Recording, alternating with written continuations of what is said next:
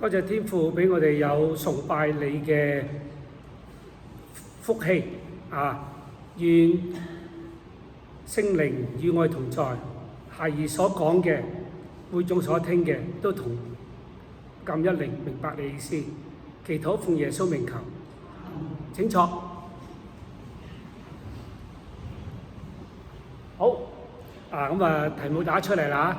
今日我同大家分享嘅題目咧，叫做無敵的愛啊！咁究竟點為之無敵咧？咁即係話咩叫愛咧？咁樣嗱，相信咧唔同人對愛嘅定義咧係有唔同嘅解釋，亦有唔同嘅睇法。咁啊，愛啊當然有好多種啦，有朋友之間嘅愛啦，有親人嘅愛啦，父母嘅愛啦，夫妻嘅愛啦，咁樣嗱，呢啲愛咧係聯繫着人與人之間喺裡面嘅關係。今日我哋能夠去愛或者感受去被愛咧，係真係最幸福嘅，係咪？呢個其實係人最基本嘅要求。聖經話神就是愛，嗱，當然啦，就算係我咁講，其他嘅宗教或者無神論者，佢哋都講愛㗎，啱嗎？佢都講愛嘅，只不過我哋信耶穌嘅人咧，對於講愛咧就有特別要求，係廣而闊，係點樣啊？係要你犧牲嘅愛，要犧牲嘅，因為愛點啊？愛係從上帝嗰度嚟㗎，係神俾我哋嘅禮物。愛使我哋相聚在一起。我記得細路仔啊，我唔係細路仔啊，都係嗰陣時去恩泉堂咧，咁愛使我哋相聚在一起啊嘛，係咪啊？大家識唔識唱呢隻詩歌啊？愛使唔識唱，我而家唔好唱啊，想唱添。我見到阿租喺度冇啦，租師傅喺度啊。好啦，咁但係唔唱之餘咧，我讀啲歌詞喎講到愛咧，就俾我諗起一首歌係80年代啊，車喺百度裏邊車，係80年代㗎。咁咧係邊個唱啊？係許冠傑同埋甄妮姐姐唱嘅。咁嘅歌詞頭嗰兩句打出嚟㗎啦。佢話：原來我從前困擾孤寂，係因為心中找不到愛。原來從前我痛苦消極，因心結未解開。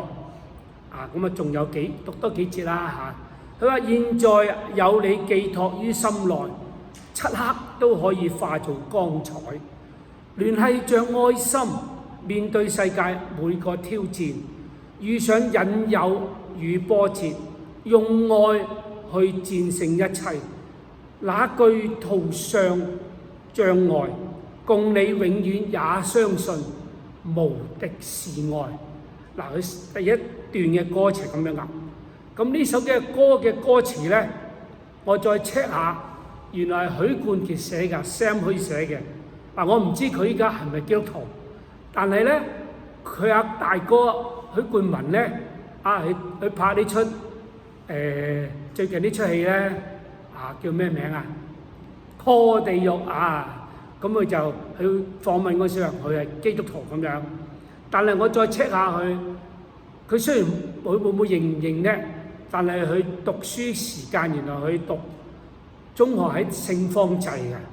咁都係教會學校啦，讀預科又係英華啦，咁會唔會有啲咁嘅影響咧？係嘛？咁作為一個無敵是愛遇上波折，用愛去戰勝一切，邊度使驚路途嘅障礙咧？係咪？咁可能佢你今日嘅現代嘅歌咧，佢唔講神啦，你真偉大，係咪？即係其實真係上帝偉大。好啦，咁愛咧，咁梗係唔離得開，大家都喺聖經裏邊成日讀愛嘅詩篇啦，係林前13章啦。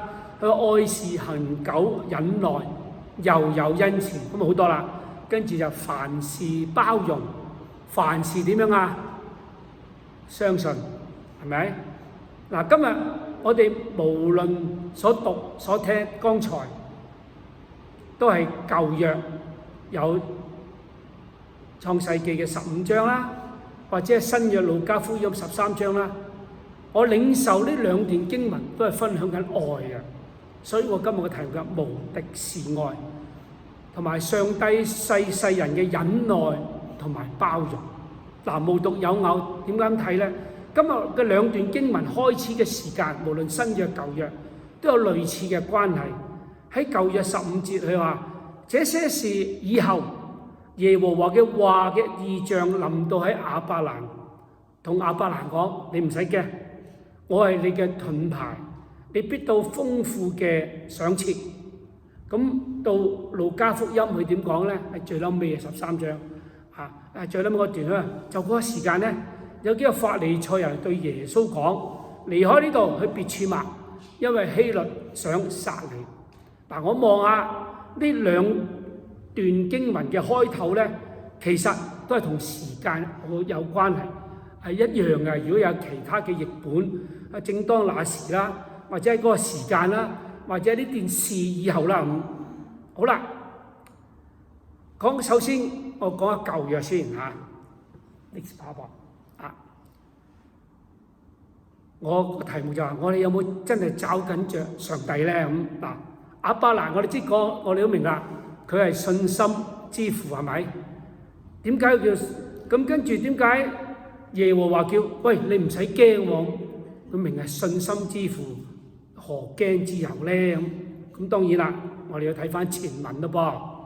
前文幾章咧，其實講到亞伯蘭奉召離開哈蘭，聖經話嗰陣時叫做75歲啦，已經75歲，佢都離開本地本土，其實都幾驚嘅，即係等於我哋依家幾廿歲再移民咧，真係驚嚇，係咪啊 Thomas？一再叫你移民去第度住，你驚唔驚啊？有啲驚嘅嚇，咁佢走嗰陣時仲無兒無女喎。邊個照顧我去到第二度嘅地方係咪？但係喺陰差陽錯之下咧，佢落咗埃及。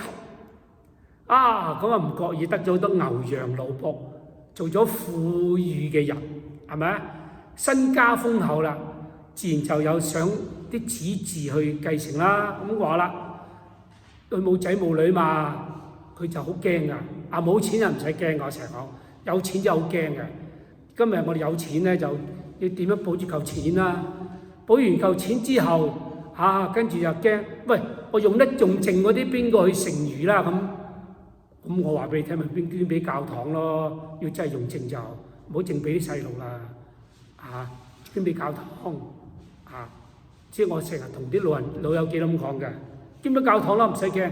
但係特別咧，我試過做見證人添㗎。咁有啲有嚿錢。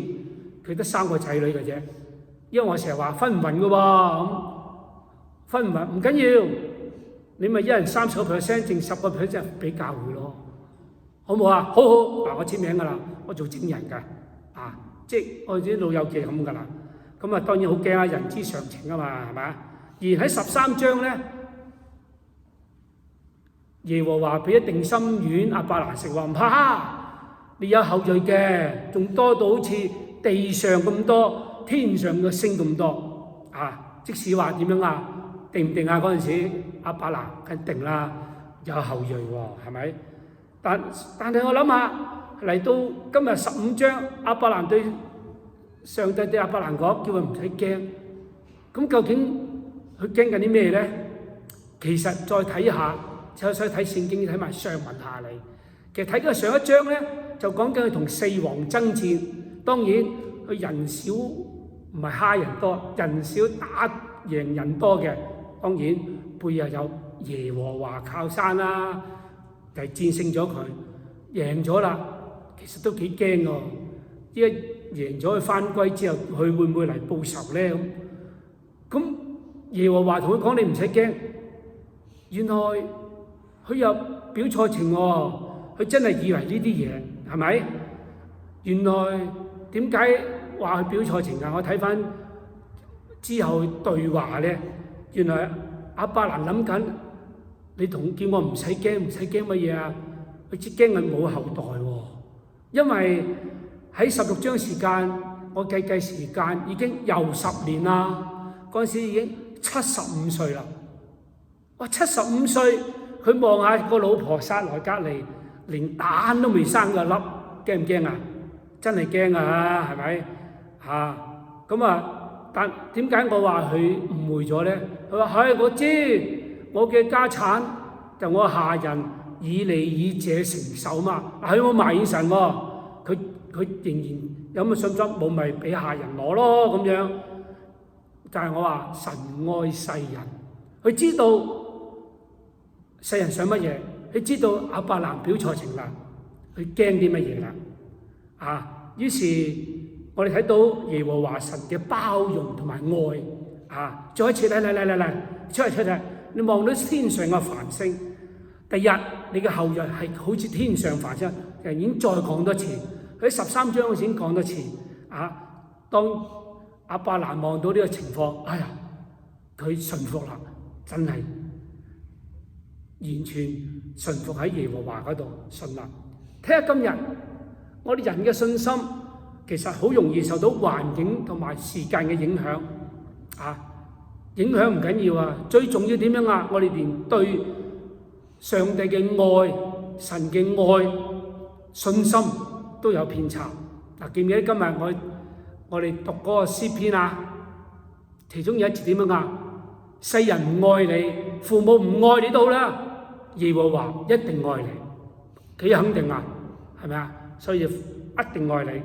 所以我哋聖公會，所以同埋呢句，所以我哋人呢，當一環境遇到變差，就會諗歪咗，偏行己路，係咪用自己嘅方法搞掂，咁好容易得罪神犯罪，啱唔啱？所以我哋聖公會咧好㗎，喺每次崇拜咧都有認罪嘅環節。我哋邊個冇犯罪話俾你聽？包括就算我係唔好講隔離嗰個就算我哋做牧師有時都諗咩㗎？邊個可以避免犯罪冇㗎？所以我哋幾好每次崇拜嘅時間都有犯罪嘅環節，認罪，求天父赦免，咁我哋先有力繼續行，唔使俾魔鬼控訴嘛，係咪今日我哋有冇俾環境去動搖呢？喺唔同衝擊之下，我哋係咪仍然對上帝有信靠呢？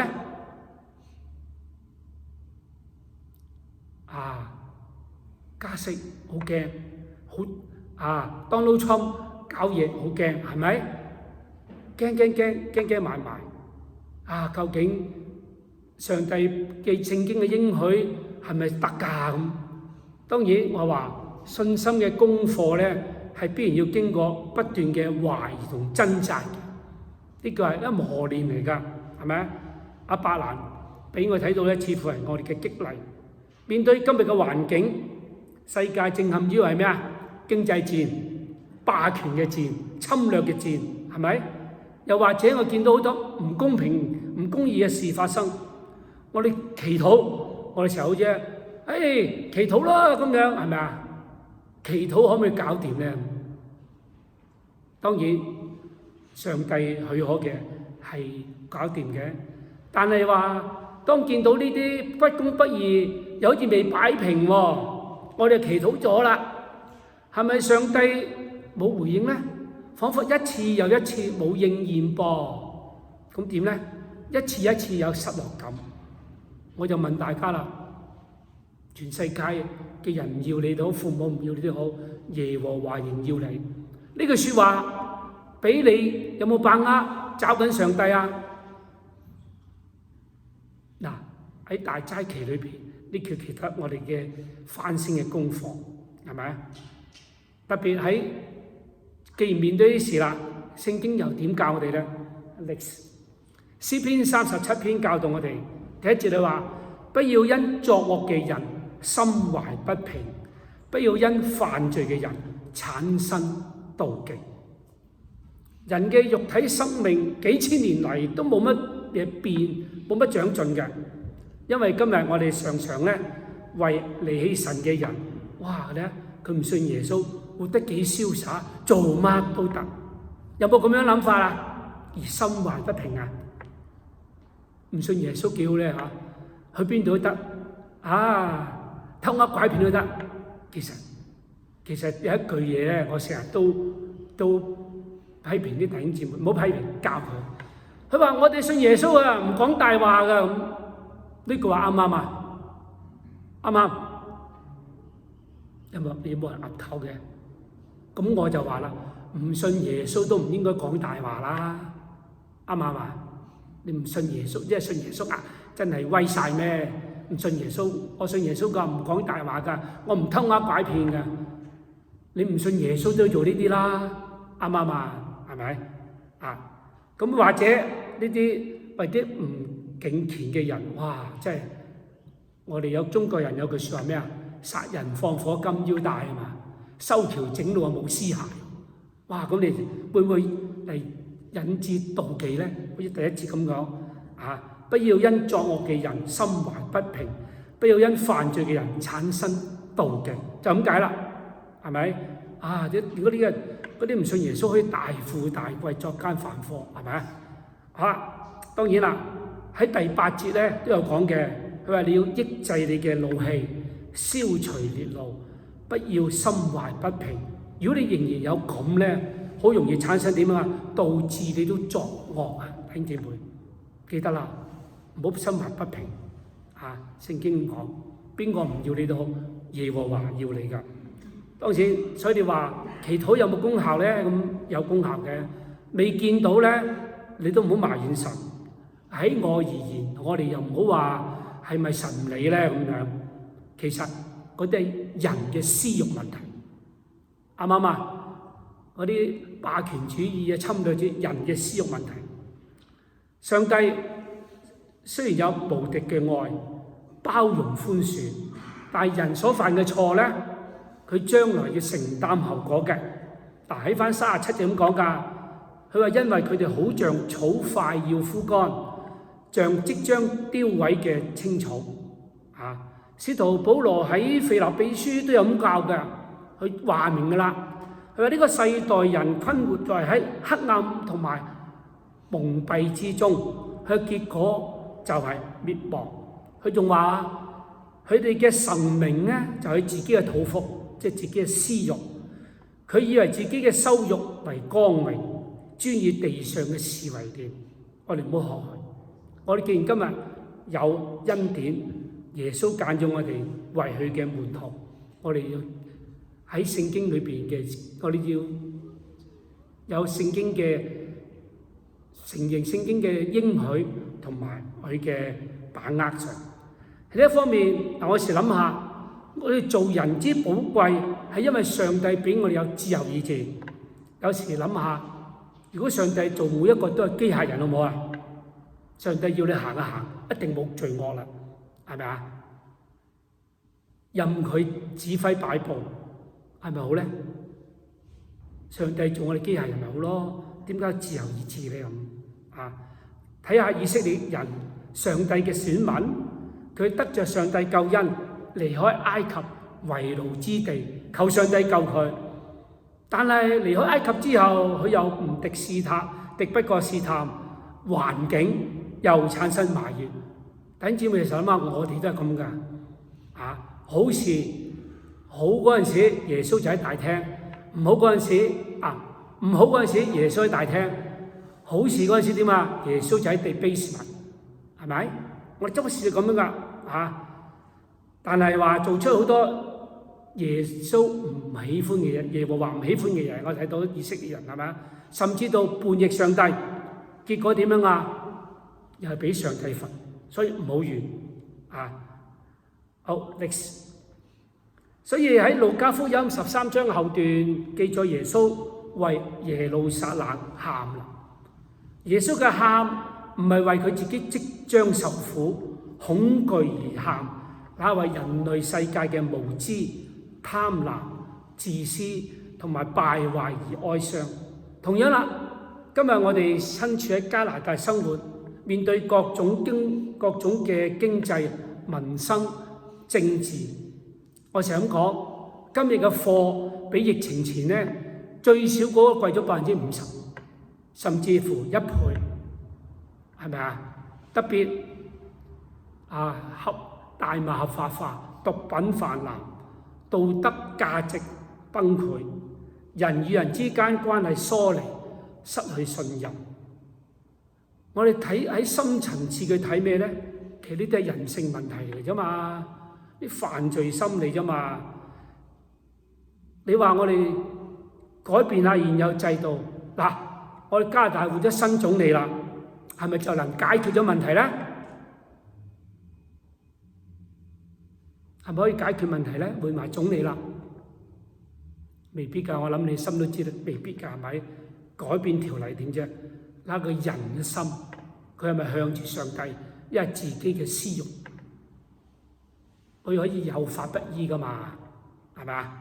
好啦，因此特別喺大齋期期間咧，當我講教會咧要做多啲關懷嘅社會嘅生活，我話喎，首先我哋學習喺代禱，其實有㗎啦。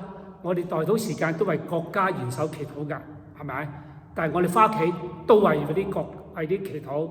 當然我哋多祈禱，有個寬恕嘅心嘅話咧，我哋嘅視野行動會有轉化，好似耶穌咁樣勇於承擔，將生命交託俾上帝，放低執念。我好多嘢諗唔開，放低佢，將平安嘅福音生命更新，祝福我哋嘅鄰舍。正如33節耶穌講咩啊？雖然咁樣啫，今日、明日、後日，我必須要向前走。喺混亂嘅當中，仍然知道方向；喺世俗嘅洪流當中，我哋活出天國，顯出上帝無敵嘅愛。愛咧唔係話以自我為中心嘅。如果我哋凡事為要求對方滿足自己行先嘅話咧，其實整下就冇老友㗎啦。彼此之間都會感到疲累。牧愛台發展咗已經超過10年啦，當中經過人為嘅起起跌跌，今日仍然我哋屹立嘅地方，我哋當然要感謝啦。